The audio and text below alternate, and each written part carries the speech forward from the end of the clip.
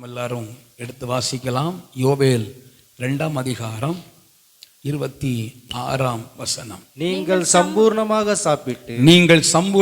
சாப்பிட்டு திருப்தி அடைந்து உங்களை அதிசயமாய் நடத்தி வந்த உங்கள் தேவனாகிய கர்த்தருடைய நாமத்தை துதிப்பீர்கள். என் ஜனங்கள் ஒருபோதும் வெட்கப்பட்டு போவது இல்லை. அல்லேலூயா. இந்த வசனத்தின் மூலமாய் கடந்த 2 வாரங்கள் உங்களோடு பேசும்படி கர்த்தர் எனக்கு பலன் கொடுத்தார். இன்றைக்கும் ஆண்டவர் இந்த காரியங்களையே உங்களோடு பேச விரும்புகிறார். நான் பிரசங்கிக்கிற வார்த்தையும் நான் சபையில சந்திக்கிற சில சூழ்நிலைகளும் வித்தியாசமானவைகளாக இருக்கிறது. ஆனால் நான் பயப்படுகிறதில்லை. வேதமும் தேவனும் ஒரு நாளும் பொய் சொல்லுகிறவர்கள் அல்ல. அல்லேலூயா. நான் பிரசங்கிக்கிற வார்த்தை சில நேரங்களில் வெட்கப்பட்டு போவதில்லை. நான் பிரசங்கிக்கும் போது இங்கே இருக்கிற சில குடும்பங்களுடைய சூழ்நிலைகள் நான் அறிகிறேன். என் மனசுக்கு ரொம்ப வலியாக இருக்கும். என்ன தைரியத்தில் இந்த வார்த்தையை சொல்ல முடியும்னு என் மனசில் கலக்கம் ஏற்படும். ஆனாலும் ஆண்டவர் சொல்லுவது பொய்யாகாது என்கிற ஒரு பெரிய தைரியத்தில் உங்களோடு நான் பேசி கொண்டிருக்கிறேன். ஆண்டவர் நிச்சயமாக வெட்கப்பட விட மாட்டார். ஒரு ஆமீன் சொல்லுங்க.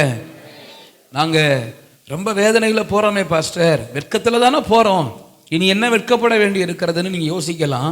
ஆனால் அதனுடைய முடிவு ஒரு மகிமையாக இருக்கும். நமக்கு சில நேரம் கடந்து செல்லுகிற பாதைகள் என்னன்னே விளங்காது, அது புரியாது. ஏன் இந்த பாதையில் ஆண்டவர் நடத்துகிறாருன்னு இருக்கும். ஆனால் முடிவை கர்த்தர் மகிமையாக வைத்திருப்பார்.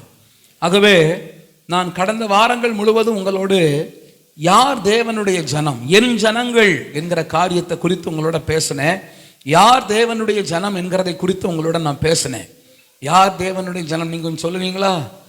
விசுவாசிகள் கொஞ்சம் பேசுவீங்களா? யார் தேவனுடைய ஜனம்னு 2 வாரமாக பேசிட்டு இருக்கிறேன்.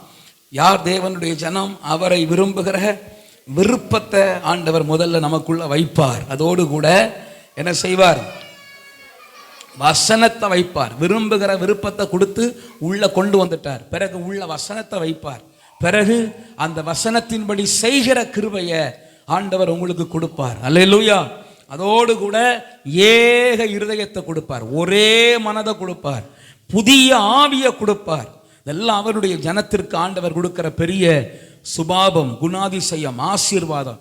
அதோடு கூட இந்த உலகத்துல தான் வாழுகிறோம். இந்த பொல்லாத உலகத்துல வாழ்ந்தாலும், எப்படி கடலுக்குள்ள மீன் வாழ்ந்தாலும் அந்த மீனை சமைக்கும் போது உப்பு போட வேண்டிய அவசியம் ஏற்படுகிறதோ, உப்பளத்திற்கே தண்ணீர் கடல் தண்ணி தான், கடல்ல தான் உப்பே உற்பத்தி பண்ணப்படுகிறது. ஆனாலும் அந்த மீனுக்குள்ள உப்பு தன்மை போகாதது போல ஆண்டவர் இந்த உலகத்தில் நாம் வாழ்ந்தாலும் நமக்குள்ளே உலகம் வராதபடி நம்மை பாதுகாத்து நடத்த தேவன் சித்தமுள்ளவராயிருக்கிறார். அல்லேலூயா.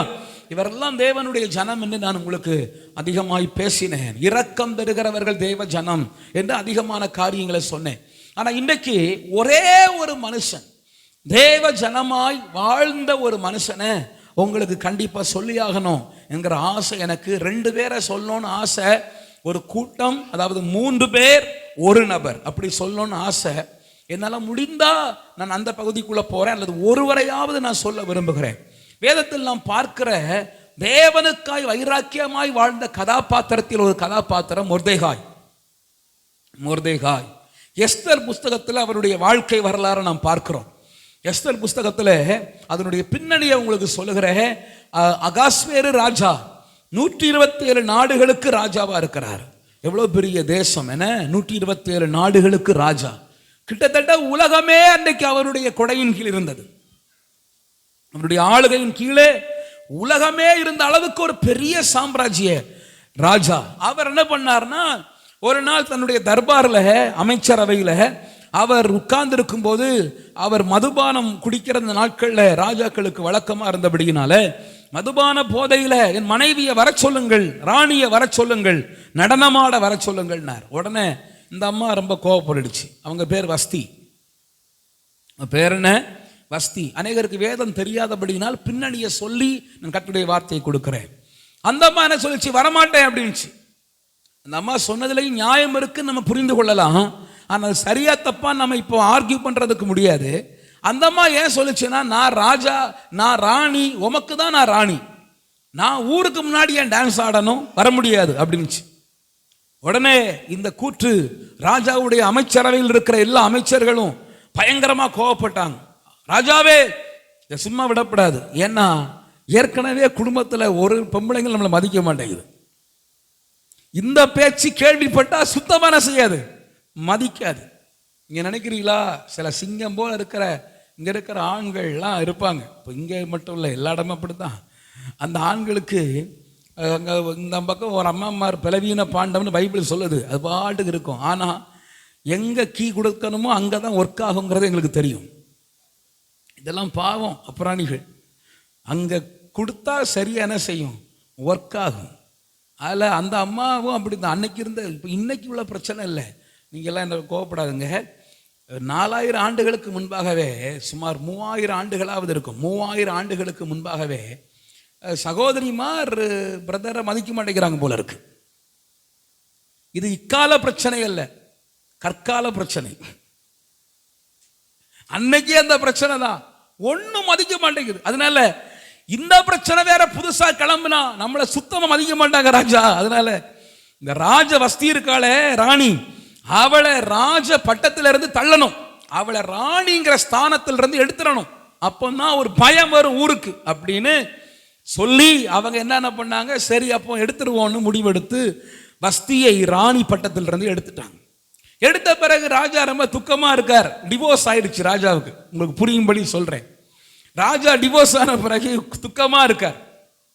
உடனே அமைச்சர்கள் சொன்னாங்க, கவலைப்படாதுங்க ராஜாவே, இன்னொரு மனைவியை பார்த்துருவோம் அப்படின்னு அவங்க மனைவி தேட ஆரம்பித்தாங்க. தேடும் போதுதான் ஒரு குடும்பத்தை ஆண்டவர் கண்டுபிடிக்கும்படி உதவி செய்கிறார். அதான் தேவ கிருபை. அந்த குடும்பம் யாருன்னா, அடிமையாய் கொண்டு வரப்பட்ட ஒரு குடும்பம். அந்த குடும்பத்துல தாயும் இல்லை தகப்பனும் இல்லை. எஸ்தருக்கு தாயும் இல்லை தகப்பனும் இல்லை. 2 பேரும் மரித்து போனார்கள் வசனம் சொல்லுகிறது. யுத்தத்தில் மரித்தார்களோ எப்படி மரித்தார்களோ தெரியல. அப்பா அம்மா இல்லாதபடியினால சித்தப்பா பையன், என்ன சித்தப்பா பையன் ஒருவர் இருந்தார். அவர் பேரு மொர்தெகாய். அவர் என்ன பண்ணார்னா, நம்ம சித்தப்பா பொண்ணு, சாரி பெரியப்பா பையன், சித்தப்பா பொண்ணு இருக்கிறாளே, அவளை வயது வித்தியாசம் இருக்க வாய்ப்பு உண்டு. சில நேரங்களில் பாருங்க, அண்ணன்னு சொல்லுவாங்க, ஆனால் வயது ரொம்ப ஒரு 20 வயதுகள் வித்தியாசம் இருக்கும். இவர் மொர்தெகாய் என்ன பண்ணார்னா, அந்த எஸ்தரை தன்னுடைய மகள் போல எடுத்து வளர்த்தார். முறைக்கு அண்ணன் தான், ஆனா ஒரு பிள்ளைய போல எடுத்து வளர்த்து அவளை பராமரித்து அவளை தனக்கு ஒரு பிள்ளைய போல வளர்த்து கொண்டு வரும்போது, ராஜ அரண்மனை பணியாட்கள் அவர்கள் ராஜாவுக்கு தேடும் போது இந்த பெண்ணை கண்டுபிடித்தாங்க. இவ பார்வைக்கு ரொம்ப அழகா இருக்கிறா, சௌந்தரியம் உள்ளவள், ரூபவதி என்று கண்டுபிடித்து அவளை நேர அரண்மனைக்கு கொண்டு போறான். அப்போ ஒரு பெரிய ஒரு செலக்ஷன்.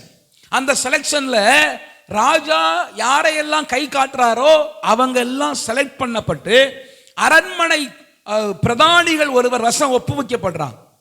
உடனே அங்க ராணியாக முடியாது, உடனே ராணியாக முடியாது. அங்க ஒரு ப்ராசஸ் இருக்கிறது. அது என்ன ப்ராசஸ்னா, 6 மாதம் வெள்ளைப்போளத்தினாலும் 6 மாதம் சுகந்த வர்க்கத்தினாலும் சுத்திகரிக்கப்படணும். அங்க ஒரே பியூட்டி பார்லர் தான், சுத்திகரிப்பு தான், டெய்லி மேக்கப் தான். அப்படியே சுத்திகரிக்கப்பட்டு 12வது மாதம் நிறைவேறின பிறகு ராஜாவுக்கு முன்பாய் கொண்டு வந்து நிப்பாட்டுவாங்க. 10 பெண்கள்னா 10 பெண்கள் நிப்பாட்டுவாங்க. அதிலே ராஜாவுக்கு யார் மேல தயவு கிடைக்கிறதோ, கிருபை கிடைக்கிறதோ, அவர்களுக்கு நேராய் ராஜா பொற்சங்கோல் நீட்டுவான். ஆண்டவர் கிருபையினாலே எஸ்தருக்கு நேராய் அந்த கிருபை கிடைத்தது. எஸ்தர் வஸ்தியின் ஸ்தானத்தில் ராணியாக அமர்த்தப்பட்டாள். அல்லேலூயா. நான் சொல்றது உங்களுக்கு புரியுதா? புரிந்தவர்கள் சத்தமா அல்லே சொல்லுங்க. அல்லேலூயா, ஆமென். நான் உங்களுக்கு சொல்ல விரும்புகிறேன், மணவாட்டி என்கிற ஸ்தானத்தில், ராணி என்கிற ஸ்தானத்தில், மணவாளன் இயேசுவுக்கு மணவாட்டி என்கிற ஸ்தானத்தில் நிறுத்தப்படுவதற்கு உடனடியாக நிறுத்தப்பட முடியாது. 12 மாத சுத்திகரிப்பு. இன்னைக்கு ஆண்டவர் நம்மளை சபையில ரட்சிக்கப்பட்டிருக்கிற நம்மை கொண்டு வந்து வைத்திருக்கிற நோக்கம் இந்த சுத்திகரிப்பின் ப்ராசஸ்ல. அது உங்களுடைய ஆயுசு நாட்களை பொறுத்தது.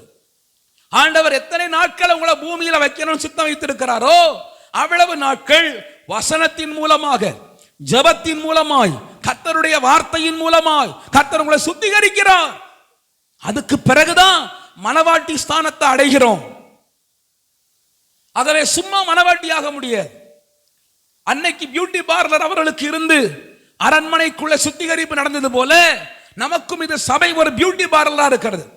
நீக்க வேண்டியவைகளை ஆண்டவர் நீக்குகிறார், சேர்க்க வேண்டியவைகளை ஆண்டவர் சேர்க்கிறார், அதிகரிக்க பண்ண வேண்டியவைகளை அதிகரிக்கிறார். அதிக கனிகளை கொடுக்கும்படி பிதாவானவர் இன்னும் அதிக கனிகளை கொடுக்கும்படி சுத்தம் பண்ணுகிறார். இந்த சபை சுத்திகரிக்கப்படுகிற ஒரு இடம். ஒரு ஆமீன் சொல்லுங்க. அல்லேலூயா. அநேகருக்கு அது பிடிக்கிறது இல்லை. சுத்திகரிக்கிற ப்ராசஸ் சபையில் இருக்கணும், கழுவுகிற ப்ராசஸ் சபையில் இருக்கணும். சிலர் எல்லாம் தொடவே கூடாது. என்ன ஒன்றும் சொல்லாதுங்க.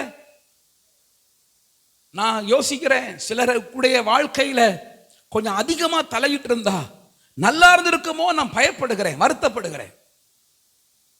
இவர்களே பார்த்துக் கொள்வார்கள், அவர்களே சரி பண்ணிக்கிடுவாங்க நான் நினைச்சதுனால நிறைய வேதனைகளை நான் சந்திக்கிறேன்.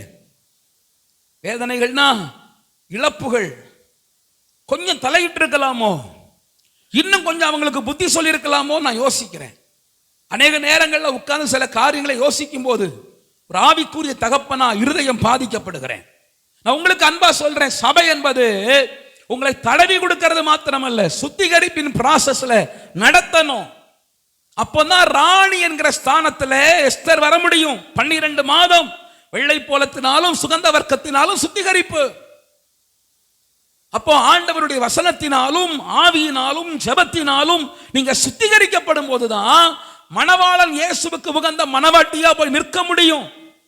அந்த ப்ராசஸ் நடத்துகிறதா சபை. சபை என்பது உங்களுக்கு வசனம் போதிக்கிறது மாத்திரமல்ல, நடத்துகிறது. இது ஒரு மந்தை, ஒரு மந்தைய மேய்ப்பன் நடத்துகிறது போல நான் நடத்தணும். I have to lead the search. அது என்னுடைய வேலை. இப்படி போகாதே, அப்படி போகாதே, கொஞ்சம் முன்னாடி போ, கூட்டத்தோடு சேர்ந்து போ, தனியே போகாதே, முள்ளுக்குள்ள போகாதே. நடத்த வேண்டியது என்னுடைய வேலை. This is my duty. எதையுமே சொல்லாம நான் சபைக்கு வர்றேன் போறேன். சிலருக்கெல்லாம் அப்படிப்பட்ட சபைகள் தான் லாயக்கு. எதுவுமே தொடக்கூடாது. வர்றோமா, வசனத்தை பேசுறோமா. அந்த கீழ் சிறுப்பாக்கம் சிஸ்டர் போயிட்டு இருந்தாங்களோ ஒரு சபைக்கு 4 ஆண்டுகள். தசமாக கொடுக்குறியா, காணி கொடுக்குறியா, போயிட்டு வா பாபாய். நீ யாரு, என்ன, எங்க இருந்து வர்ற, எதுவுமே கேட்காம. அப்படிதான் சிலருக்கெல்லாம் சபை லாயக்கு. அநேகர் அப்படிப்பட்ட சபைகளை பார்த்து தான் போறாங்க. போட்டோம், கர்த்தர் அவங்களை ஆசீர்வதிப்பாராங்க. ஆனா அது சபை அல்ல, மந்தை. சபைக்கு வேதம் சொல்லுகிற அநேக உவமைகள்ல ஒண்ணு மந்தை. மாளிகை. மாளிகைனா என்ன? இசைவாய் கட்டப்படுகிற மாளிகை. ஒரு செங்கல் இசைவணிக்கப்பட்டது போல ஒரு ஐக்கியம், ஒரு அன்பு. மந்தை, ஒரு மேய்ப்பன் உள்ள மந்தை. இந்த சபை. இன்னைக்கு அநேகருக்கு எங்களை பாஸ்டர் ஒன்றும் சொல்லக்கூடாது. வாலிப பிள்ளைகளுக்கு விசேஷமா கண்டுகிடப்படாது பாஸ்டர். அப்போ நல்ல பாஸ்டரா இருப்பார். கண்டுகிட்டா பிரச்சனை. ஆண்டவர் உங்களை ராணி என்கிற ஸ்தானத்தில், மணவாட்டி என்கிற ஸ்தானத்தில் உயர்த்தணும்னா நீ 12 மாத சுத்திகரிப்புக்கு உன்னை உட்படுத்தணும். சும்மா ராணியாக முடியாது. ஆனா ஆண்டவர் கிருபையினால இந்த எஸ்தர் இந்த 12 மாத சுத்திகரிப்புக்கு பிறகு அந்த ஸ்தானத்தில் உயர்த்தப்பட்டாள். அல்லேலூயா. ரொம்ப சந்தோஷம். இப்போ இந்த மொர்தெகாயை குறித்து உங்களோட பேச போகிறேன். மொர்தெகாயுடைய 5 விசேஷ சுபாவங்களை உங்களுக்கு நான் பேச போகிறேன். வாசிக்கலாமா? எஸ்தரின் புஸ்தகம் 2ஆம் அதிகாரம் 10ஆம் வசனம் வாசிப்போம். எஸ்தரோவென்றால் குலத்தையும் பூர்வத்தாரையும் அறிவிக்காதிருந்தார். மொர்தெகாய் அதை தெரிவிக்க வேண்டாம் என்று அவளுக்கு கற்பித்திருந்தான். 20ஆம் வசனம் வாசிங்க சிஸ்டர். 20ஆம் வசனம் அதே அதிகாரம்.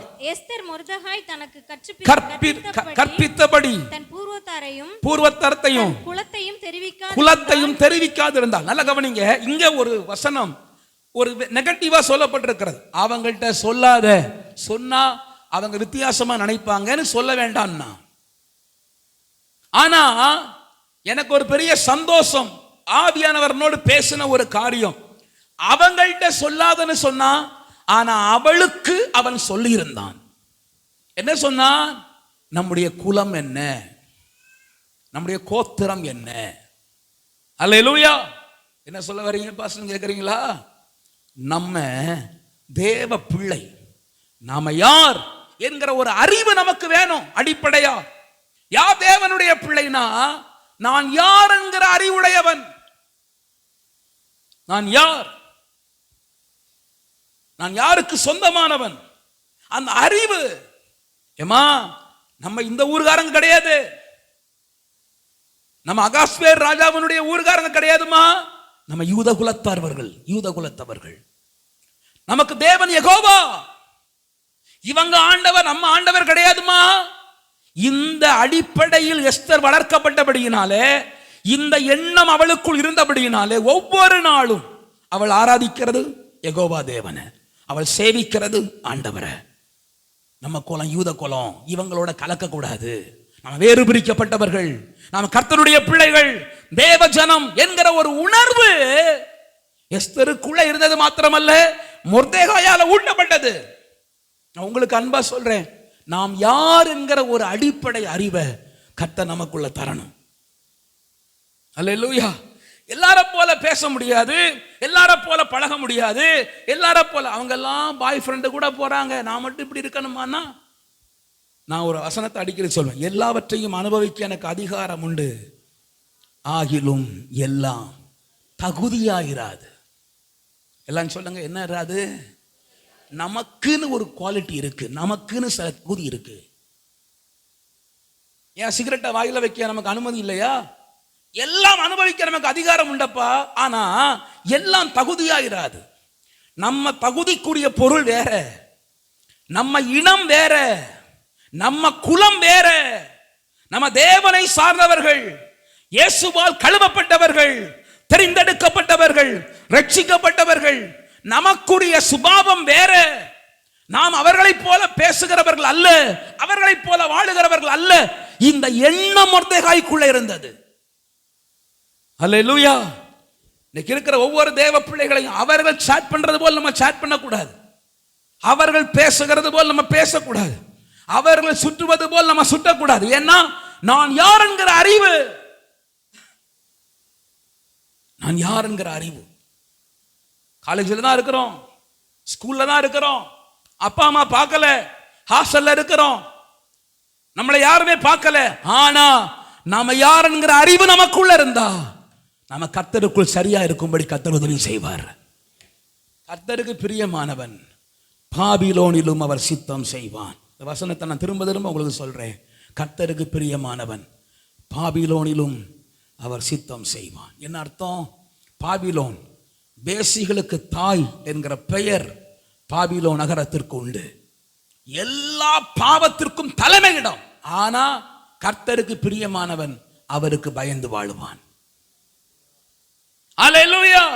wherever you go, எங்க வேணா போலாம் தம்பி, படிப்புக்காக, வேலைக்காக, எங்க வேணா போ. ஆனா ஒன்று மறக்காத, நான் யார் என்கிறத மறக்காத.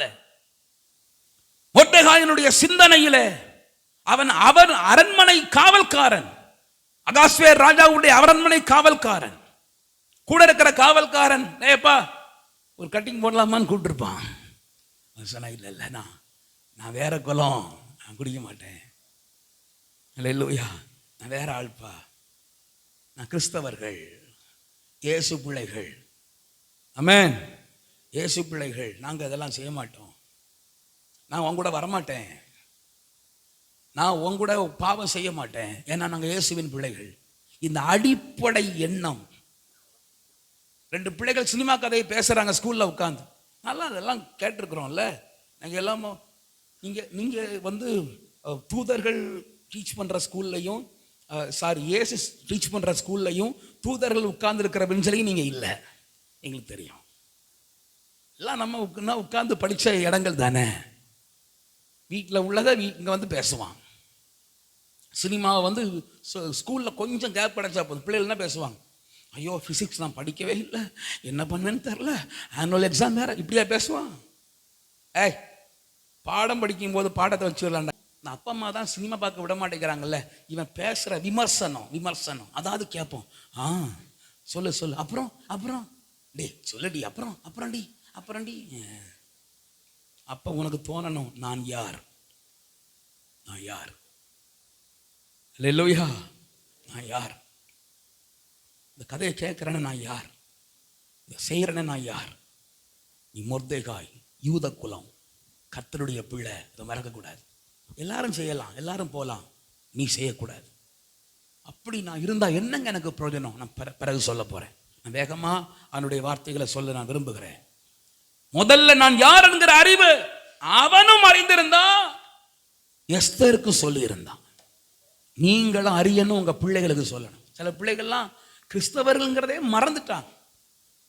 ஞானஸ்தானம் தான் எடுத்தாங்க, சும்மா ஜாலிக்கு எடுத்தாங்க. வெயில் காலம் மே மாசம் சூடா இருந்துச்சு, உள்ள வந்து முங்கிட்டு போயிட்டான். படுபாவிகள் கொடுத்தனா அதை விட பிரதான பாவி. சங்கடமா இருக்கு. எதுக்கு ஞானஸ்தானம் எடுத்தோம்? ஏன் ஆண்டவரோட உடன்படிக்கை பண்ணணும்? ஆண்டவரே இனி மரணம் வரைக்கும் உமக்காக வாழ்வேன் அப்படி சொன்னையே, நீ யாருங்கிற ஞாபகம் இருக்கா? ஆண்டவரோட செய்த உடன்படிக்கை ஞாபகம் இருக்கா? மரணம் வரைக்குமா? ஆமா, மரணம் வரைக்கும் ஆண்டவருக்காக வாழ்வேன் அப்படி சொன்னது ஞாபகம் இருக்கா? யோசித்து பாருங்க, நாம் யார் என்கிற அறிவு. இரண்டாவது வாசிக்கலாமா? எஸ்தர் 3ஆம் அதிகாரம் 2ஆம் வசனம். ஆகையால் ராஜாவின் அரண்மனை வாசலில் இருக்கிற ராஜாவின் ஊழியர்கள் எல்லாரும் ஆமனை வணங்கி நமஸ்கரித்து வந்தார்கள். எல்லாரும் ஆமானை வணங்கி நமஸ்கரித்து வந்தார்கள். அவனுக்கு இப்படி செய்ய வேண்டாம் என்று ராஜா கட்டளையிட்டிருந்தார். அப்படி செய்ய வேண்டும் என்று, வேண்டாம் என்றல்ல, வேண்டும் என்று. அப்படி அவனுக்கு இப்படி செய்ய வேண்டும் என்று ராஜா கட்டளையிட்டிருந்தான். ஆனாலும் மொர்தெகாய் அவன் என்ன செய்யவில்லை? வணங்கவும் இல்லை, நமஸ்கரிக்கும். இங்க அடுத்த பிரச்சனை. எல்லாருக்கும் ஒரு ஆர்டர், ஜிஓ, கவர்மெண்ட் ஆர்டர். என்ன ஆர்டர்? எல்லாரும் ஆமான வணங்கணும், நமஸ்கரிக்கணும். ஆமான அகாஸ்வியர் உயர்த்தி வச்சிருந்தார்.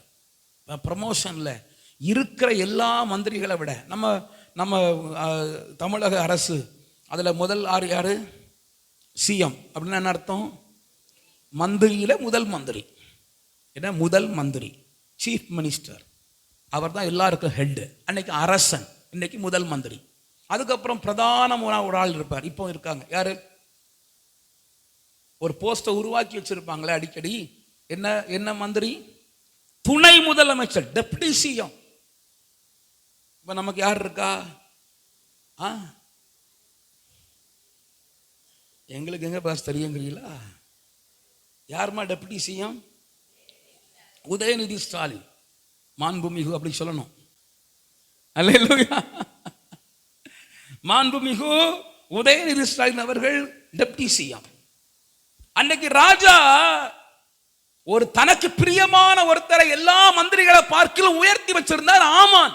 எல்லாரும் நமஸ்கரிக்கணும், கும்பிடணும். கும்பிடுறாங்க ஐயா அப்படின்னு கும்பிடணும். ஆனா இந்த வாட்ச்மேன் இருக்கானே, இவன் ஒரு வாட்ச்மேன். இந்த வாட்ச்மேன் கும்பிட மாட்டான். ஏன் ஐயா கும்பிட மாட்டான்னா, அவன் சொல்லுவான், நான் கும்பிடுறது ஒருத்தர் தாங்க. யாரு? யெகோவா தேவனை வாழ்த்துவேன், கட்டிப்பிடிப்பேன். உங்களுக்கு தெரியுமா, மாரநாதான்னு சொல்லி விஷ் பண்ணுவாங்க. யூதர்களுடைய வழக்கப்படி ஒருவரை ஒருவர் பார்க்கும்போது மாரநாதான்னு சொல்லுவாங்க, ஷாலோம் சொல்லுவாங்க. ஷாலோம்னா சமாதானம் உண்டாவதாக சொல்லுவாங்க. கும்பிட மாட்டாங்க. ஏன்னா ஒரு யூதன் யெகோவா தேவன் ஒருவரை தவிர வேற யாரையும் கும்பிடக்கூடாது. அதனால எல்லாரும் கும்பிடுறாங்க ஐயா, கும்பிடுறாங்க ஐயான்னு கும்பிடும் போது இந்த மொர்தெகாய் கும்பிட மாட்டான். அல்லேலூயா. கும்பிட மாட்டேங்கிறான். நான் யூதன். நமஸ்கரிப்பதென்றால் தேவன் ஒருவரதான், ஆராதிப்பதென்றால் ஆண்டவர் ஒருவரதான், பாடி புகழ்வதென்றால் இயேசுவதான். உயிரான இயேசுன்னு சொல்றதுன்னா இயேசு ஒருவரதான். ஆனா இவன் என்ன பண்றான்? வேற யாரையும் உயிரேங்கிறான். இயேசுவ உயிரேன்னு சொல்றதை விட்டுட்டு எவ்வளவு ஒருத்திய உயிரேங்கிறான். பிறகு அம்பு அவன் ஈரலை, அங்க அண்ணா ஈரலை பிளந்ததுன்னு இருக்கு, இங்க இருதயத்தில் பிளக்குது. பிளந்து அப்புறம் அதுல இருந்து என்ன சொட்டுது? ரத்தம் சொட்டுகிறது. பிறகு துடிக்க சாக வேண்டியதுதான். அவன் வேற யாரையும் வணங்க மாட்டான், வேற யாரையும் ஆராதிக்க மாட்டான். யூதன் யெகோவா தேவன் ஒருவரை தான் ஆராதிப்பான். வேற அவனுக்கு ஆராதிக்க டிவி கிடையாது, வேற எந்த பொழுதுபோக்கு. ஆராதிப்பதென்றால் தேவன். இன்னைக்கு வாலிபர்கள், சகோதர சகோதரிகள் யார் யாரையும் ஆராதிக்கிறாங்க. சில சொந்தக்காரங்களை புகழ்வாங்க. எங்க பங்காளி கூட்டம் எவ்வளவு தெரியுமா? எங்க மாமன், மச்சான், அப்புறம் பெரியப்பா சித்தப்பா எல்லாரும் வந்தாங்கன்னா அப்படியே ஊரை அசைச்சிருவாக்களாக்கும். எந்த வாயினால எந்த சொந்தங்களை புகழ்கிறார்களோ அதே சொந்தங்கள் ஒரு நாள் எதிராளியா வந்து நிற்கும். ஏன்னா தேவ பிள்ளையாகிய யூதன் ஆராதிக்க வேண்டியது ஆண்டவரை. அதை தவிர வேற யார் ஆராதிச்சாலும் கர்த்தர் அதை அனுமதிக்க மாட்டார். நான் பலருடைய வாயை பார்த்திருக்கிறேன், உங்களல்ல. புகழ்ந்த வாயினாலே யார புகழ்ந்தாங்களோ அந்த வாயினாலே புகழ்ந்தவர்களே சபிப்பார்கள்.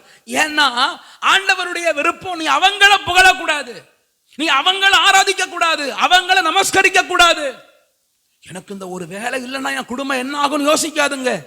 வேலையை கொடுப்பதற்கு முன்பு கர்த்தர் நடத்தினார். வேலையை கொடுத்தவர் தேவன். ஆவிக்குரிய பிரகாரமாகவும் பூமிக்குரிய பிரகாரமாகவும் எதையும் நமஸ்கரிக்க வேண்டாம், எதையும் ஆராதிக்க வேண்டாம். ஆண்டவர் ஒருவரை தான் ஆராதிக்கணும். சிலர்லாம் பிள்ளைகளை தெய்வமா ஆராதிப்பாங்க. என் பிள்ளை இல்லைன்னா, என் பிள்ளை மலை மாதிரி இல்லைன்னா என் குடும்பம் என்ன ஆகும்னா, மலை மாதிரி இருக்கிற பிள்ளைய ஆண்டவர் பனி மாதிரி உருக பண்ணிட்டா என்ன பண்ணுவ? சங்கடமா போயிடும். Don't worship your daughter and son. மகளை ஆராதிக்காதுங்க. பிள்ளைகளை நேசிங்க, பிள்ளைகளை ஆராதிக்காதுங்க. சிலர்லாம் புருஷன் நல்ல பலனா இருந்தா என் புருஷன் தான் எனக்கு எல்லாம் அப்படின்னு ஆராதிக்காதுங்க. யூதன் ஆராதிப்பது நமஸ்கரிப்பது தேவன் ஒருவரை தான். அல்லேலூயா. கர்த்தருடைய பிள்ளை என்பதன் அடையாளம் என்ன? அவன் கர்த்தரை ஆராதிக்கிறவன். கர்த்தரை ஆராதிக்கிறவன் வேற எவரையும் நமஸ்கரிக்க மாட்டான், கடுகளவு நமஸ்கரிக்க மாட்டான். மூன்றாவது வாசிக்கலாமா? எஸ்தர் 2ஆம் அதிகாரம் 21ஆம் வசனம். எஸ்தர் 2ஆம் அதிகாரம். ராஜாவின் அரண்மனை வாசலில் உட்கார்ந்திருக்கிற போது வாசல் காக்கிற ராஜாவின் 2 பிரதானிகளாகிய பிக்தானும் தேரேசும் மர்மம் வைத்து ராஜாவாகிய அகஸ்வேருவின் மேல் கை போட வகை தேடினார்கள். இந்த காரியம் மொர்தெகாய்க்கு தெரிய வந்தது. நல்ல கவனிங்க. மொர்தெகாய்க்கு ஒரு காரியம் தெரிய வருகிறது. என்ன காரியம்னா, அகாஸ்வேருவை கொல்வதற்கு 2 பேர் பிளான் பண்றாங்க. உடனே அந்த காரியத்தை நமக்கு எதுக்குப்பா பெரிய இடத்துக்கு சமாச்சாரம் யோசிக்காம இந்த காரியத்தை மொர்தெகாய் அகாஸ்வேருவுக்கு தெரியப்படுத்தி அந்த பெரிய ஆபத்தில் ராஜாவை காப்பாற்றினான். அகாஸ்வேருவினுடைய காவல்காரன் தான் மொர்தெகாய். மொர்தெகாயுடைய வேலை என்ன? சத்தமா சொல்லுங்க. காவல்காரன். அந்த வேலையில உண்மையா இருந்தான். கர்த்தருடைய பிள்ளை யார்? தன் வேலையில உண்மையா இருக்கிறவன், தன் வேலையில ஜாக்கிரதையா இருக்கிறவன், அவன் தான் கர்த்தருடைய பிள்ளை. மொர்தெகாயினுடைய சுபாவத்துல ஒன்று, தன் வேலையில ஜாக்கிரதையா இருந்தான். கன்னியாகுமரி மாவட்டத்தில் ஒரு பழமொழி சொல்லுவாங்க, பொண்ணு பார்க்குற விஷயத்தை குறித்து பேசுவாங்க. மூப்புல கக்கத்தில் பைய இடிக்கிட்டாருடா அப்படிம்பாங்க. எல்லாரும் சொல்லுங்க, புரியுதா நான் சொல்றது? புரியல. மூப்புல கக்கத்தில் பைய இடிக்கிட்டாரு. ஒரு பை தாங்க, பையதான் இருக்கா, பேக் மாதிரி தான் இருக்கா, கொடு கொடு கொடு. என்ன அர்த்தம்னா, மூப்புலனா மூப்பனார் அல்லது மூப்பர், முதிர்ந்தவர்னு அர்த்தம்.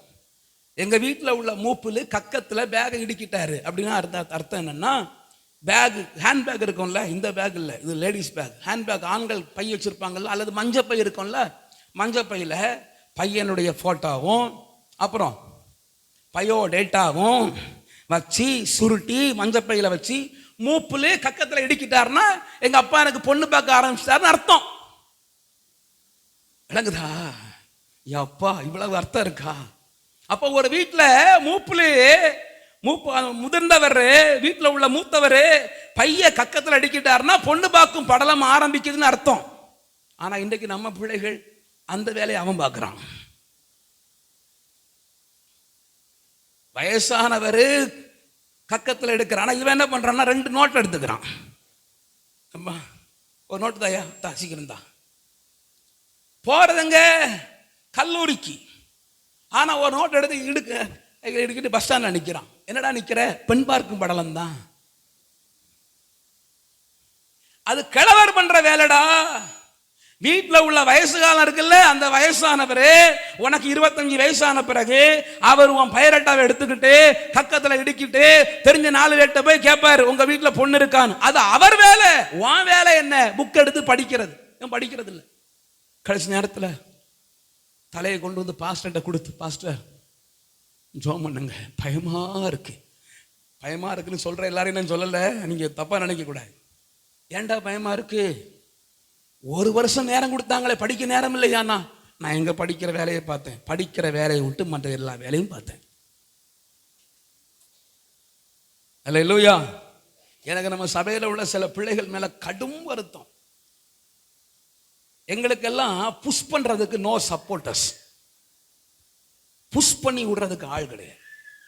பின்னாடி ஒரு பேக் சப்போர்ட் யாராவது கொடுத்தாங்கன்னா இன்னும் நல்லா வந்திருக்கலாமேங்கிற ஆதங்கம் எல்லாம் உண்டு. ஆனா உங்க தாய் தகப்பன்மார் உங்களை படிக்கிற விஷயத்துல இதுக்கு மேல ஒன்னும் புஷ் பண்ண முடியாது அப்படிங்கிற அளவுக்கு நல்லா புஷ் பண்றாங்க. படிக்க வற்புறுத்துறது மாத்திரமல்ல, நல்ல ஸ்கூல், நல்ல எஜுகேஷன், நல்ல விதமான எல்லாம் கொடுக்கறாங்க. உங்க தேவைகளை, ஒரு பெண்ணு வேணும்னா 10 ரூபா பெண் இல்ல 40 ரூபா பெண் வாங்கி கொடுக்கறாங்க.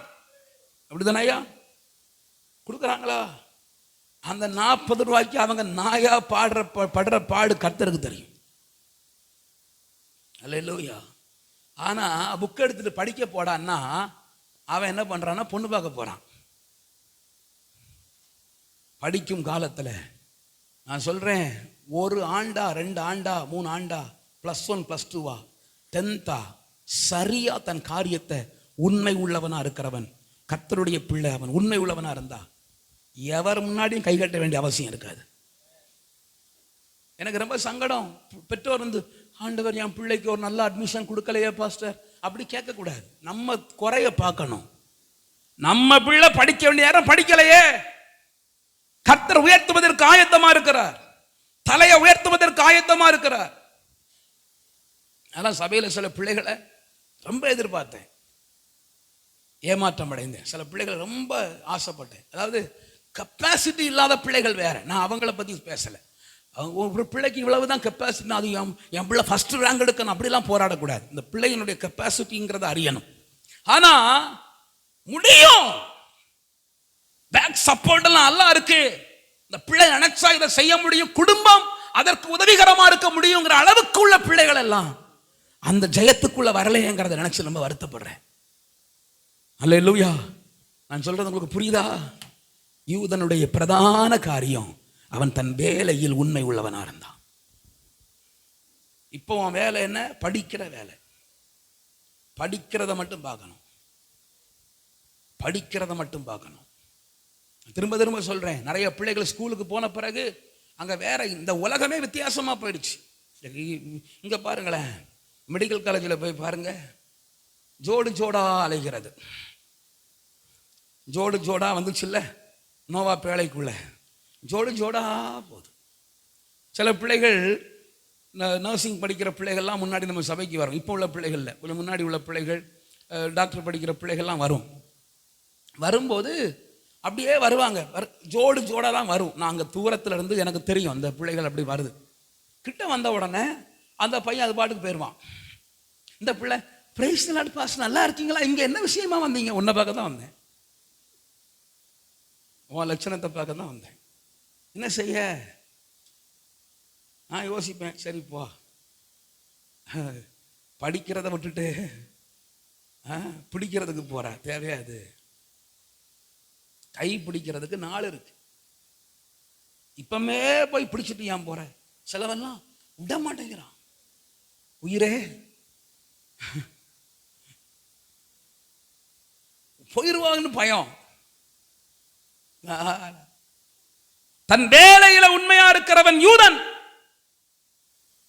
கர்த்தருடைய பிள்ளை யார்? தன் வேலையில உண்மையா இருக்கிறவன். போனது போச்சு, இருக்கிற நேரத்திலேயாவது do your duty properly. உன் வேலையில உண்மையாரு.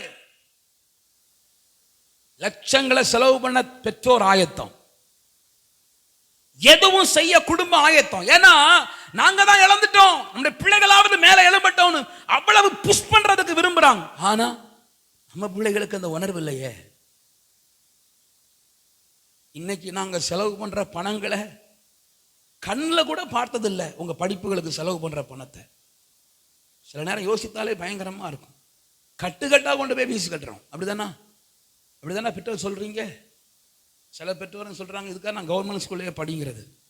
கட்டுக்கட்டா கொண்டு போய் ஸ்கூல்ல ஒவ்வொரு முறையும் கட்டுக்கட்டா கட்டும்போது ஈர கொலைன்னு சொல்றாங்கல்ல, அது நடுங்குது. அடுத்த வருஷம் என்ன செய்வோம்? இப்படி போனா அடுத்த வருஷம் என்ன செய்வோம்? இது மட்டும் இல்லையே, நம்ம கமிட்மெண்ட் நிறைய இருக்கே.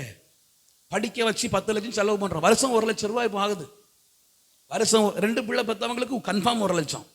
1 லட்சம் ஆகி 10 வருஷம் தான்னா 10 லட்சம் ரூபாய் ஆகுது. அப்புறம் இதுக்கு அடுத்து மேற்படிப்புக்கு செலவு பண்ணணுமே, அப்புறம் கல்யாண காரியங்களை பார்க்கணுமே. எல்லாம் தலை மேல பெரிய. இதுக்கிடையில யாராவது ஒருவர் இழந்து போனா, மறித்து போனா, அந்த குடும்பம் அவ்வளவுதான். 2 பேர் சேர்ந்து பெரிய மூட்டையை சுமக்கிறோம். ஒருவர் போனா என்ன பண்ண முடியும்? உழைக்கிற தகப்பன், ஓடா தேய்கிற தகப்பன், தன்னை பொறுப்பெடுத்தாத தகப்பன் ஓடுறாரு. எதுக்கு? பிள்ளைகளை எப்படியாவது முன்னேற்றிடலாமே, எப்படியாவது தூக்கி விட்டுடலாமே. உன் இன்புட் என்ன போடுற? உன் பலன் என்ன போடுற? நீ எவ்வளவு உண்மையா இருக்கிற? நீ எவ்வளவு படிக்கிற? காரியத்தில் உண்மையா இருக்கிறவன் யூதன். அல்லேலூயா. இன்னைக்கு நீங்க ஒரு தீர்மானத்துக்குள்ள வரணும். ஏன் காரியத்தில் உண்மையா இருப்பேன்? இப்போ என் டியூட்டி என்ன? படிக்கிறது. வேற எந்த வேலையும் எனக்கு கிடையாது. இப்போ என்னுடைய வேலை படிக்கிறது. சகோதரர்களுக்கு சொல்றேன், உங்க காரியத்தில் உண்மையா இருங்க, சம்பாதிக்கிறதுல உண்மையா இருங்க. நல்லா சம்பாதிங்க. ஒரு நாள் சம்பாதிக்கிறது 3 நாள் லீவ் போடுற மாதிரி இருக்காதுங்க, தப்பு. அது முன்னேற முடியாது. முன்னேறுகிறவர்கள் சரியா கொடுத்த காலத்துல, ஒரு குறிப்பிட்ட காலங்களுக்கு பிறகு ஓட முடியாது. சில ஆண்டுகளுக்கு பிறகு பலன் இருக்காது. நமக்கு எல்லா காலமும் சாதகமா இருக்காது. சில காலங்கள்ல சாதகமா இருக்கும் போது நல்லா பிரயாசப்படுங்க. உங்க காரியத்துல உண்மையா இருங்க. அப்ப கர்த்தர் உங்களை ஆசீர்வதிப்பார். அல்லேலூயா. சரி, அடுத்த ஒரு சுபாவம். எஸ்தர் 4ஆம் அதிகாரம் 1ஆம் வசனம். நடந்த யாவற்றையும் மொர்தெகாய் அறிந்தபோது மொர்தெகாய் தன் வஸ்திரங்களை கிழித்து ரெட்டுடுத்தி சாம்பல் போட்டுக்கொண்டு. மொர்தெகாய்க்கு அடுத்து ஒரு பெரிய காரியம் என்னன்னா, அவன் தன் ஜனத்தை குறித்த பாரம் கொண்டவன். அவன் ஜனத்தை குறித்த பாரம் மொர்தெகாய்க்குள்ள. ஐயோ என் ஜனம் சாகிறதே, ஐயோ என் ஜனம் அழிகிறதே, அந்த பாரம். ஒண்ணு தெரியுமா? ஆமாங்க என்ன பண்ணான்னா, இந்த மொர்தெகாய் மேல உள்ள கோபத்தை, இந்த பின்னணியை சொன்னா உங்களுக்கு புரியும். மொர்தெகாய் கும்பிட மாட்டாங்கிறனே அப்படிங்கிற கோபத்தை, மொர்தெகாயினுடைய குலம் இருக்கிறதே யூத குலம், அந்த குலத்தை அழிக்கணும் அப்படின்னு திட்டம் பண்ணி ராஜாவினிடத்தில் லெட்டர் வாங்கி, ஜீவோ வாங்கி, அவர் மோதிரத்தினால முத்திரை போட்டு பட்டணம் எங்கும் அனுப்புறான். இந்த கடிதம் கிடைத்த எல்லா இடத்திலையும் கொல்லு அவனை, யூதனை கொல்லுனா யூதர்கள் செத்து மடிகிறார்கள். இந்த செய்தியை கேள்விப்பட்ட உடனே மொர்தெகாய் கதறுகிறான், வஸ்திரத்தை கிழிக்கிறான். ஐயோ என் ஜனம் அழிகிறது, என்னால என் ஜனம் அழிகிறது கதறுகிறான். ஆனா இதே குலத்துல உள்ளவ தான் யாரு? எஸ்தர். அவ சேஃபா இருக்கிறா, சேஃப் ஜோன். நான் உங்கள்கிட்ட ஒரு கேள்வி கேட்கிறேன். நம்முடைய சபை ஒரு உயரமான இடத்துல இருக்கிறதுன்னு வைத்துக் கொள்ளுங்க. நான் கடந்த நாள் ஊட்டிக்கு ஒரு கல்யாணத்துக்கு போயிருக்கும்போது இந்த சபை போயிருந்தேன். யப்பா, நான் பயந்து போனேன். இந்த சபைக்கு எப்படி வராங்க? ஏன்னா சபைக்கு நடக்கிறதுக்குள்ள போதும் போதும் ஆகி போச்சு. கீழே ரோடு போகுது. நீங்க உங்களுக்கு எந்த அளவுக்கு விளங்கும் நான் சொல்றது எப்படி சொல்ல,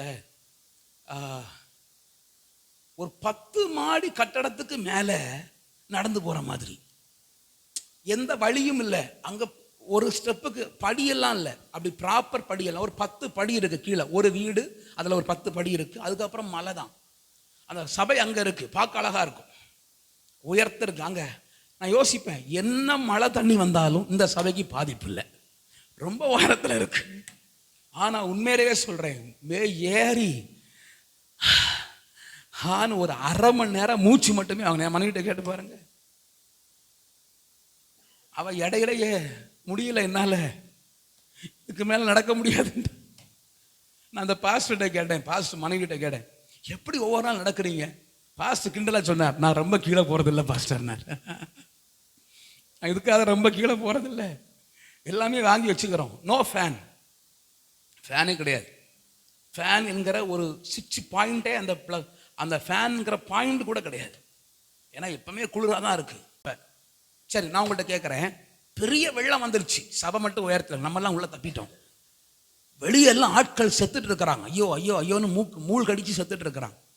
நான் உங்கள்கிட்ட கேட்குறேன், எத்தனை பேர் தன் உயிரையும் பாராமல் போய் காப்பாற்ற போவோம் அப்படின்னு கை தூக்குங்கன்னு சொன்னால் என்ன சொல்லுவேன்னு தெரில, வேண்டாம். இப்போ ஒருவேளை என் முகத்து கை தூக்குவீங்க, எப்படி போவீங்க? நான் தப்புனதே பெரிய விஷயம், எப்போ நான் போய் மற்றவங்களை காப்பாற்றுறதா? இன்னைக்கு அநேக கிறிஸ்தவர்கள் நாம் விளைச்சா போதுன்னு இருக்கிறான். ஆனால் மொர்தெகாய் தன் ஜனம் குறித்த பாரம் உள்ளவன். தாம் விளைச்சா போதுன்னு இருந்தவ தான் எஸ்தர். சொன்னா எஸ்தருக்கு, எஸ்தர் என்ன நினைக்கிற? ஜனம் அழிந்து கொண்டிருக்க நீ மட்டும் தப்பித்துக் கொள்ளான்னு யோசிக்கிறையா? இதை யூதருக்கு ரட்சிப்பும் விடுதலையும் ஏதோ ஒரு இடத்திலிருந்து வரும். தேவ ஜனங்களுடைய விடுதலை தடுக்க முடியாது. கர்த்தர் அவர்களை விடுவித்தே தீருவார். ஆனா இந்த காலத்துல உதவும்படிக்கு உனக்கு ராஜமேன்மை கிடைத்திருக்கிறது. உங்களுக்கு ஆண்டவர் சில ஆசீர்வாதங்களை கொடுத்திருக்கிறார். ஏன் தெரியுமா? சம்பாதித்து சாப்பிடுவதற்கல்ல, சுவிசேஷத்துக்கு உதவியா இருக்கும்படி. ஒரு வாகனம் கொடுத்திருக்கிறார். ஏன்னா நான் என் குடும்பம் போவதற்கல்ல, 2 பேர் இயேசு அறிவதற்காக. ஒரு 2 வீலர் கொடுத்திருக்கிறார். சிங்கிளா தனியா வரீங்க, அதுல சும்மா வரக்கூடாது, ஒருவரை ஏற்றி சபைக்கு கொண்டு வருவதற்காக. ஒரு வீடு கொடுத்திருக்கிறார், அதுல ஒரு ஹால் இருக்கிறது. இந்த ஹால் உங்களுக்காக அல்ல, தேவனுடைய நாமத்தை அறிந்து கொள்ளாத 4 பேர் வந்து இயேசுவை அறிந்து கொள்வதற்காக. அதான் ராஜமேன்மை. எஸ்தர், உனக்கு ராஜமேன்மை ஏன் கிடைத்திருக்கிறது தெரியுமா? ஏன் தெரியுமா ராஜமேன்மை கிடைத்திருக்கிறது? ஆண்டவருடைய அரண்மனையில ஏன் தெரியுமா அனுப்பி இருக்கிறார்? தேவ ஜனங்களுக்கு உதவியா இருக்கும்படி. ஆனா அவள் அந்த எண்ணத்துல இல்ல, அவள் அந்த எண்ணத்துல இல்ல. ஸ்தோத்திரம். தேவ சித்தம் மறந்தவளா இருந்தாள். அடுத்த மொர்தெகாயுடைய நல்ல சுபாவம் வாசிக்கலாமா? 4:14 வாசிப்போம். நீர் போய் காலத்திலே மௌனமா இருந்தால் யூதருக்கு சகாயம் ரட்சிப்போம் வேறு ஒரு இடத்திலிருந்து எழும்போம், அப்பொழுது நீயும் உன் தகப்பன் குடும்பத்தாரும் அழிவீர்கள். நீ இந்த காலத்தில் இப்படிப்பட்ட காலத்திற்கு உதவியா இருக்கும்படி ராஜமேன்மை கிடைத்திருக்கலாமே. பிரதர், கையில் ஆண்டவர் கொஞ்சம் பணம் கொடுத்திருக்கிறாரே, யாரோ சிலருக்கு இயேசுவை பற்றி சொல்வதற்கு அது உதவியா இருக்குமே. உன் கையில ஒரு அரசாங்க வேலை ஆண்டவர் கொடுத்திருக்கிறாரே, யாரோ சிலருக்கு தேவனுடைய அன்பை அறிவிப்பதற்கு அது ஏதுவா இருக்கட்டுமே. உனக்கு ஒரு வீடு கொடுத்திருக்கிறாரே, இந்த வீடு சிலருக்கு தேவனை குறித்து சொல்வதற்கு ஏதுவா இருக்கட்டுமே. ராஜ மேன்மை ஏன் கொடுத்தார்? ஆண்டவருடைய நாமத்திற்கு மகிமையாய் பயன்படுத்தப்பட. ஆனா நீ என்ன செய்யற? நான் சேஃபா இருக்கிறேன், நான் பாதுகாப்பா இருக்கிறேன்னு உன்னை சுற்றி அரண் வைத்துக் கொண்டிருக்கிறேன். நல்லா கவனி எஸ்தர், நீ உன் தகப்பன் வீட்டாரும் அழிவீர்கள். பயங்கரமான வார்த்தை சொல்லிட்டார். எனக்கு ஒரு சந்தோஷம், தன்னை குறித்த தேவ திட்டம் அறிந்தவன் மொர்தெகாய். 5வது காரியம் சொல்றேன், வில் ஆஃப் காட், தேவனுடைய திட்டம் அறிந்தவன். ராஜ அரண்மனைக்கு போனது ராணியா இருப்பதற்கு மாத்திரமல்ல எஸ்தர், வேற ஒரு பிளான் இருக்கிறது. நான் உங்களுக்கு அடிக்கடி சொல்லுவேன், திருவண்ணாமலைக்கு ஆண்டவர் உங்களை கொண்டு வந்ததற்கு ஒரு பிளான் இருக்கிறது, தேவ திட்டம் இருக்கிறது. உங்களை ஆண்டவர் கொண்டு வந்ததற்கு ஒரு தேவ நோக்கம் இருக்கிறது. சும்மா கொண்டு வரல. ஏன் திருவண்ணாமலையில வந்திருக்கிறீங்க? நீங்க வேற ஒரு ஊர்ல இருந்திருக்கலாமே, வேற ஒரு பட்டணங்கள்ல இருந்திருக்கலாமே, வேற ஒரு கிராமங்கள் இருந்திருக்கலாமே. இந்த சபைக்குள்ள ஏன் வந்தீங்க? தேவ திட்டம் உண்டு. நான் சொல்லுகிறேன், 1 உலக திட்டம், 2 தேவ திட்டம். 16ஆம் அதிகாரம் 1 சாமுவேல்ல தேவன் தாவீதை அபிஷேகம் பண்ணுகிறார். 17ஆம் அதிகாரத்துல அப்பா கூப்பிட்டு சொல்றார், டேய் அண்ணன்மாருக்கு சாப்பாடு கொடுடா, நான் ராஜ அபிஷேகம் பெற்றேன். ராஜாவாவது குஜாவாவது, நீ எங்களை பொறுத்த வரைக்கும் யார் தான்? ஆடு மேய்க்கிறவன் தான். போடா, ஆடு மேய்ச்சிட்டு போடா. இப்ப அண்ணன்மாருக்கு கொஞ்சம் ஆதாரம் கொண்டு போய் கொடுத்துட்டு வா, கஞ்சி கொண்டு போய் கொடுத்துட்டு வா. ஹோலி ஸ்பிரிட். தாவீது கஞ்சி பாத்திரத்தை தூக்கிட்டு போனான்.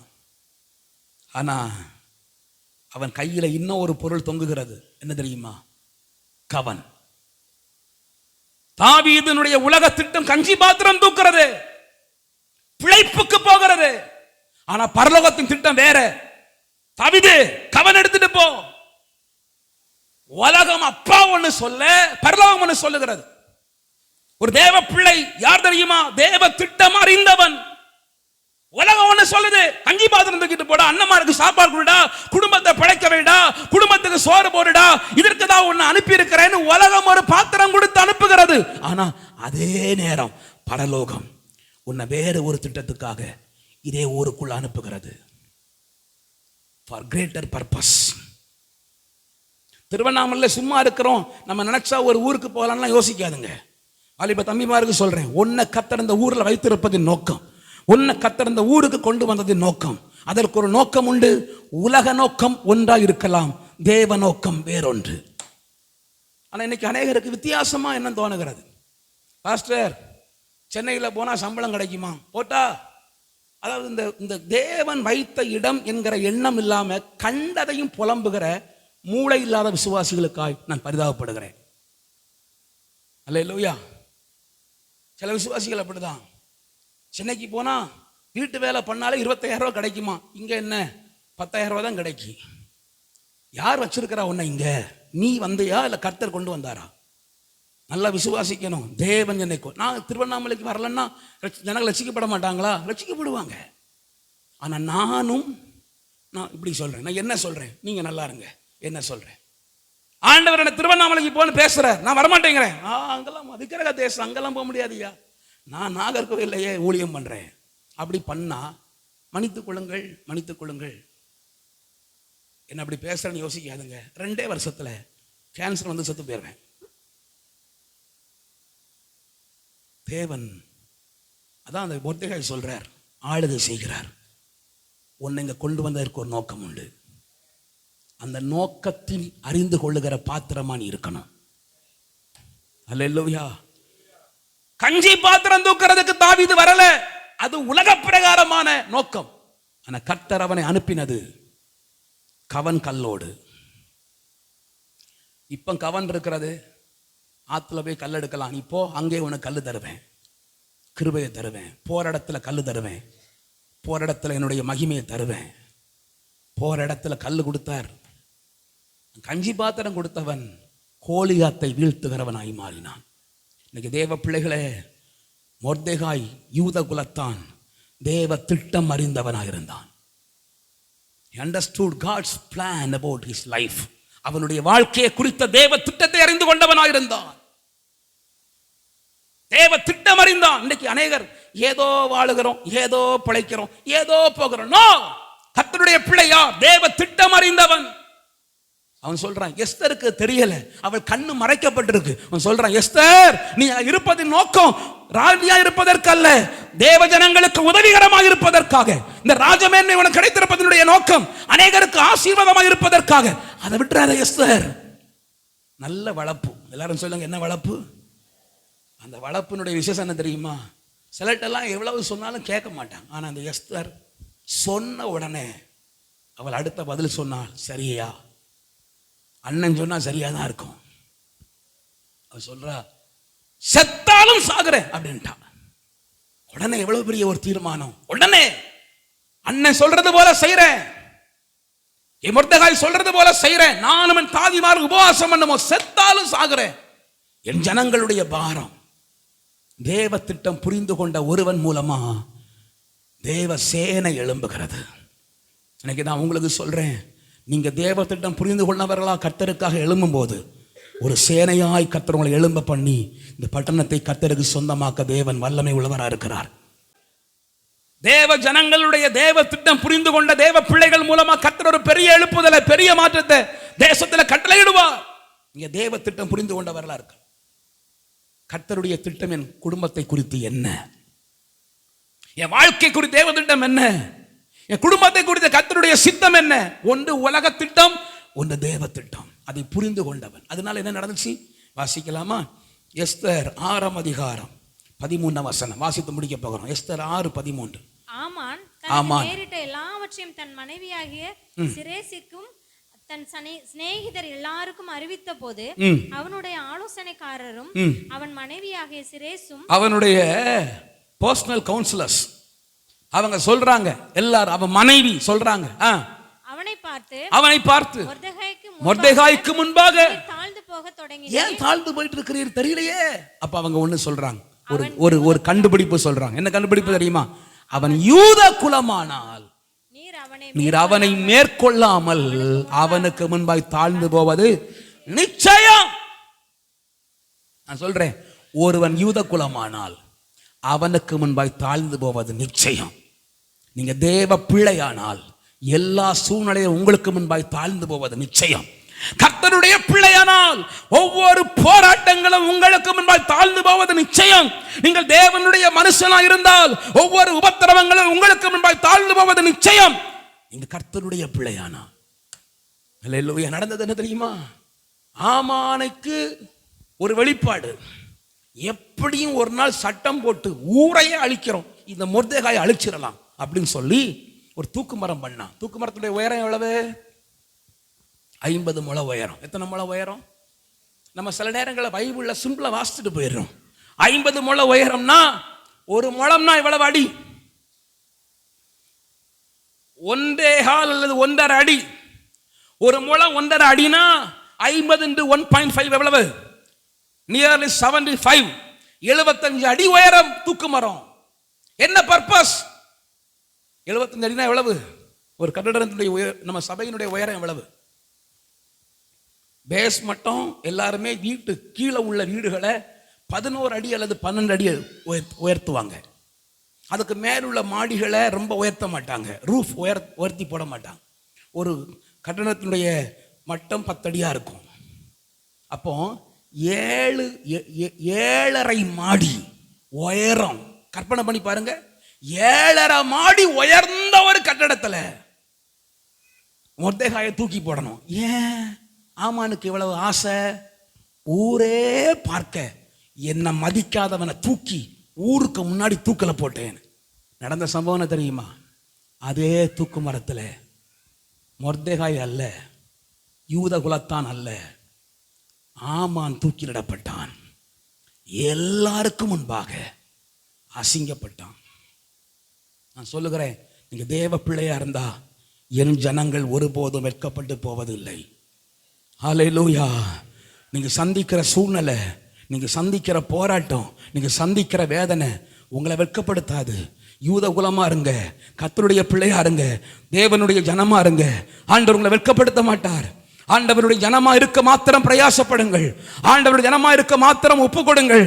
ஆண்டவருக்கு பிரியமானவைகளை மாத்திரம் செய்யுங்கள். உங்களை ஆண்டவர் குடும்பத்தில் சொந்த பந்தங்கள் நடுவில் ஆண்டவர் வெட்கப்படுத்த மாட்டார். நிச்சயமா உங்க தலை உயரும். மொர்தெகாய்க்கு என்ன நடந்துச்சு? ஆமான் தூக்குல போடப்பட்டான். மொர்தெகாய்க்கு என்ன நடந்துச்சு? ஒரு நாள் ஆமான் உள்ள போறான்.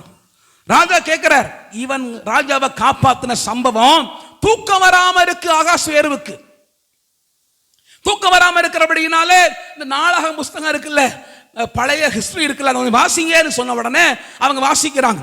2 சேவகர்கள் உமக்கு விரோதமா பிளான் பண்ணும்போது அதை உமக்கு கொண்டு அறிவித்தவன் இவன் மொர்தெகாய்.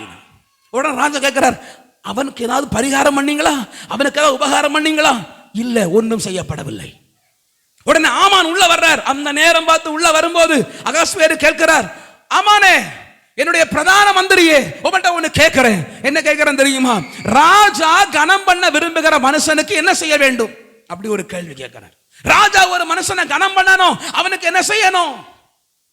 உடனே ஆமான் சொல்றான், வேகமா சொல்றான், வாசிங்க வாசிங்க, வசனம் சொல்லி வாசிங்க சீக்கிரம். ஹல்லேலூயா. ராஜா கனம் பண்ண விரும்புகிற மனுஷனுக்கு 4:6-8 6:8 ராஜா கனம் பண்ண விரும்புகிற மனுஷனுக்கு என்ன செய்ய வேண்டும்? ராஜா உடுத்திக் கொள்ளுகிற ராஜ வஸ்திரம்.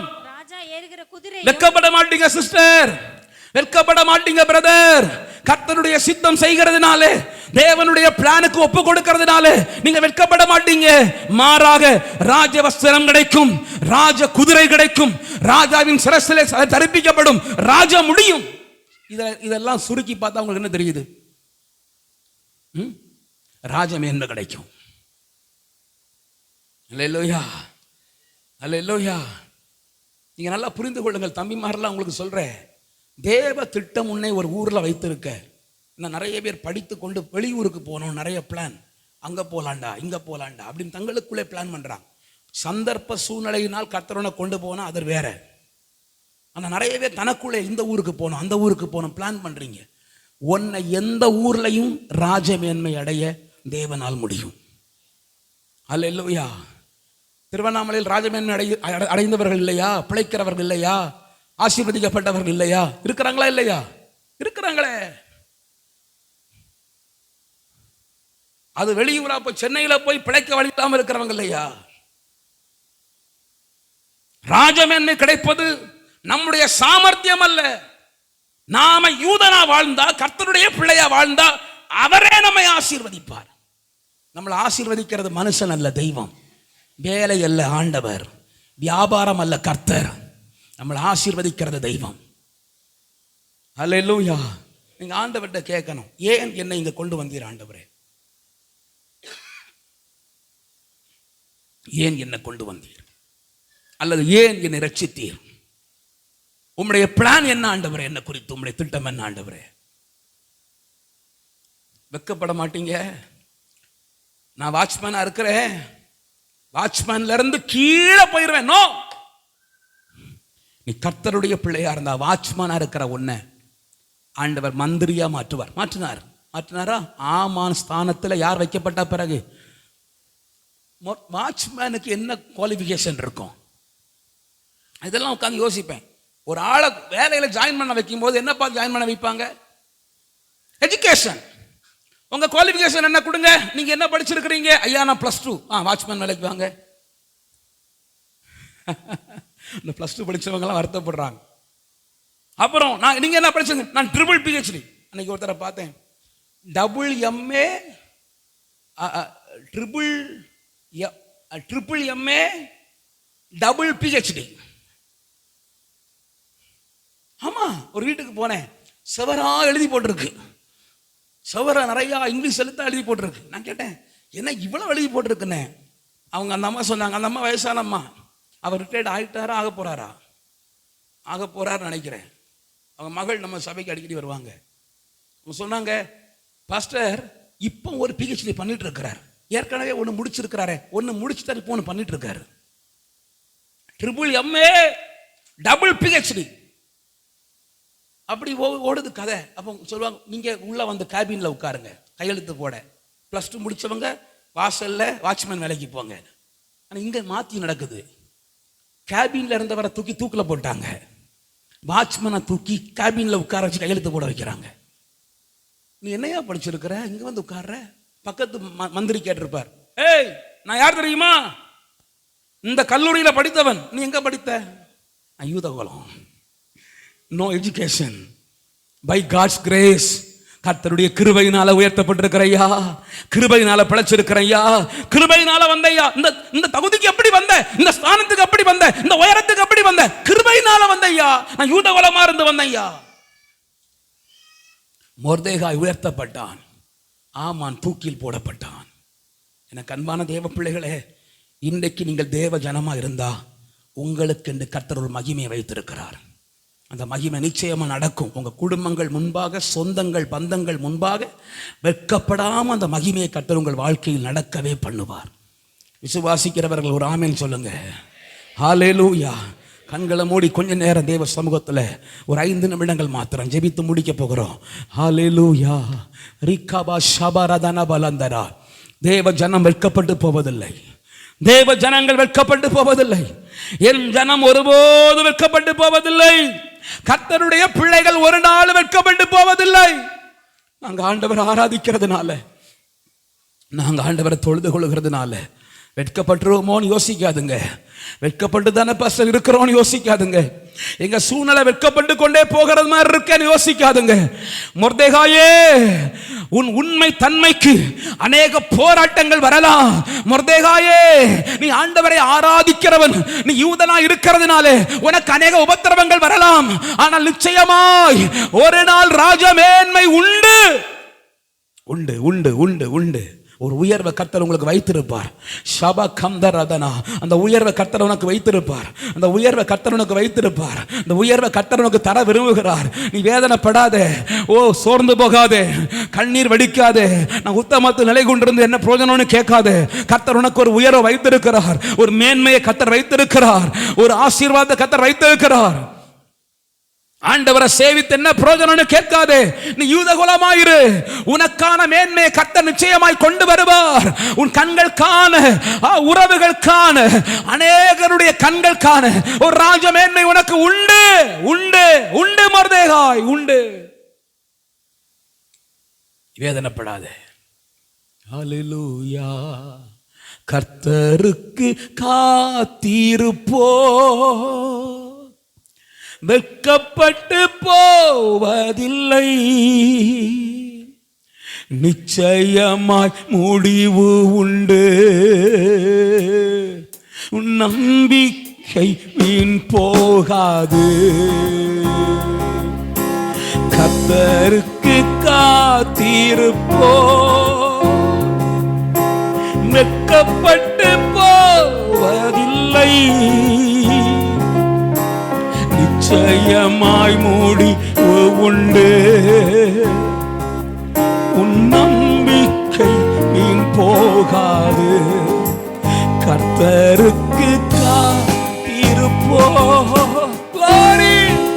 வெட்கப்பட்டு போவதில்லை. நிச்சயமாய் முடிவு உண்டு.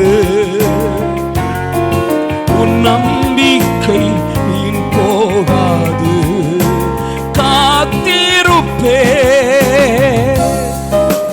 காத்திருப்பே.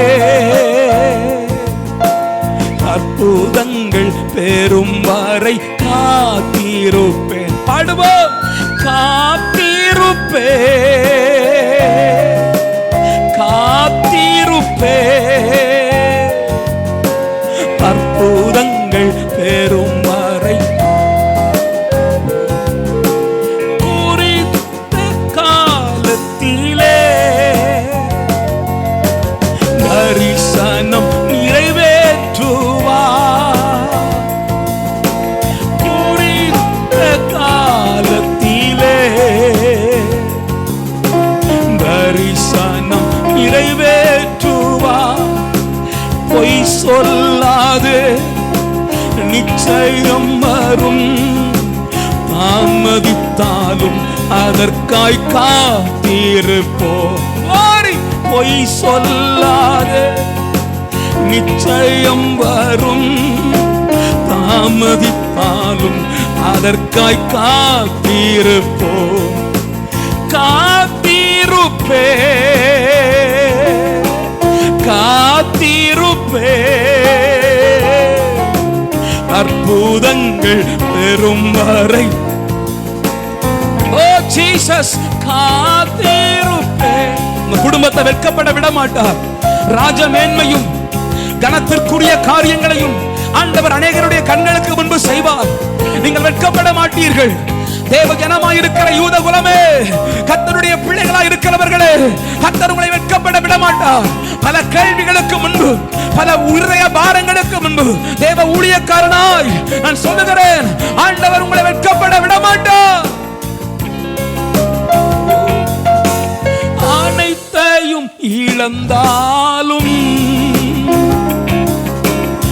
உறவுகள் பிரிந்தாலும், அனைத்தையும் இழந்தாலும், உறவுகள் அழைத்தவரோ உண்மையுள்ளவர். உன் சுக வாழ்வை சீக்கிரம் தூளிர்க்க செய்வார். அழைத்தவரோ உண்மையுள்ளவர். உன் சுக வாழ்வை சீக்கிரம் தூளிர்க்க செய்வார். காத்திருப்பே, காத்திருப்பே. அற்புதங்கள் பெறும் வரை உடவலதனபா. காத்திருப்பே, காத்திருப்பே.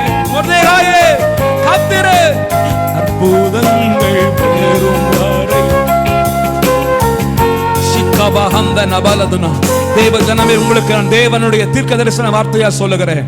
நீங்கள் கர்த்தருடைய பிள்ளையா இருக்கிறதுனால பல இடங்கள்ல போராட்டங்கள் வரலாம், பல இடங்கள்ல வேதனைகள் வரலாம், பல தலை குனிவுகள் வரலாம். ஆனா வேதம் சொல்லுகிறது, மொர்தெகாய் உயர்த்தப்பட்டது போல கர்த்தர் உங்களை உயர்த்துகிற நாட்கள் வருகிறது. உன் குடும்பத்தை உயர்த்துகிற நாட்கள் வருகிறது. உன் தலையை உயர்த்துகிற நாட்கள் வருகிறது. உன்னை தாழ்த்தி போட, உன்னை அழித்து போட ஒரு வல்லமையாலும் முடியாது. கபாலா ஷம்தரபாலா. நீங்கள் யார் என்கிறதை மறந்து விடாதிருங்கள். நீங்கள் உண்மை உள்ளவர்களாயிருங்கள். ஜனத்தை குறித்த பாரம் உள்ளவர்களாயிருங்கள். தேவ திட்டத்தை உணர்ந்து அறிந்தவர்களாயிருங்கள். யெகோவா தேவனை தவிர வேறு எதையும் நமஸ்கரிப்பதில்லை என்கிற வைராக்கியம் உடையவர்களாயிருங்கள். நிச்சயமாய் நீங்கள் உயர்த்தப்படுவீர்கள். யூதனாக இருக்கிறவர்கள் உயர்த்தப்படுவீர்கள். நாம் யூத குலத்தை சார்ந்தவர்கள். நம்முடைய தேவன் யெகோவா தேவன், அவர் நம்மை உயர்த்துவார். கபரா ஷம்தரா. தகப்பனே, நீர் சொன்ன வார்த்தைகளை நீ சொன்ன பிரகாரம் நம்முடைய பிள்ளைகளோடு சொல்லியிருக்கிறேன் கடந்த 3 வாரங்களாக. இன்றைக்கு தேவ ஆவியானவர்களை பலப்படுத்துவீரா. மொர்தெகாய் உயர்த்தப்பட்டது போல ஒரு பெரிய ஆசீர்வாதம், ஒரு பெரிய நன்மை வருவதாக, கிருபை கூட இருப்பதாக, பெரிய காரியங்களை செய்வீரா. இயேசுவின் நாமத்தில் ஜெபிக்கிறோம் நல்ல பிதாவே, ஆமென். என் ஆத்துமாவே கர்த்தரை ஸ்தோத்திரி, என் முழு உள்ளமே பரிசுத்த நாமத்தை ஸ்தோத்திரி. என் ஆத்துமாவே கர்த்தரை ஸ்தோத்திரி. கர்த்தர் செய்த சகல உபகாரங்களை மறவாதே, ஆமென்.